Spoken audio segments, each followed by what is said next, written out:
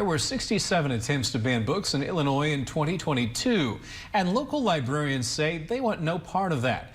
This week, Governor J.B. Pritzker signed a bill making Illinois the first state in the country to outlaw book bans. WGEM's Shakayla McCamick joins us now with more on how lawmakers are making it harder for libraries to uphold book bans and how this could affect the tri-states. Shakayla.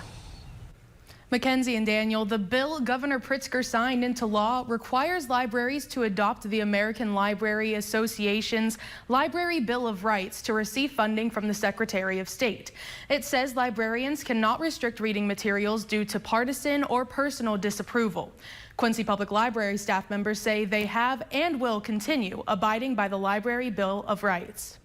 Young adult librarian Bridget Quinlivan says when your child goes to pick out a book at the library, the selections in that area are cultivated by experts who have worked to put age-appropriate materials in appropriate sections. As far as young adults finding an appropriate book, we think we've kind of done the front loaded part of that already. She says once books are selected to be on the shelves, the role of a librarian is to help children and teens access the materials they're seeking, not filter their access to them. Young adults especially are learning about the world, learning about themselves, and trying to discover their likes, their dislikes, and that's part of the public library's job is to offer that information and give them access to that. According to the American Library Association, there were 67 attempts in Illinois to ban books in 2022. Governor J.B. Pritzker has signed a bill into law which requires libraries to adopt the ALA's Library Bill of Rights to receive funding from the Secretary of State. Director Kathleen Helzebeck says Quincy Public Library will continue following the ALA's Bill of Rights and consequently continue receiving funding. The ALA's position has always been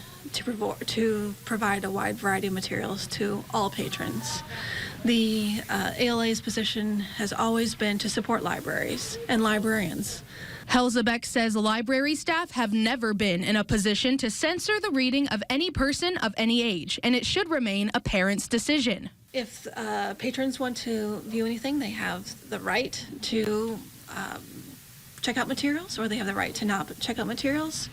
If there's ever an issue with a child or children who want to check out materials, it's always been up to the guardian to monitor those materials. It's never been up to the library.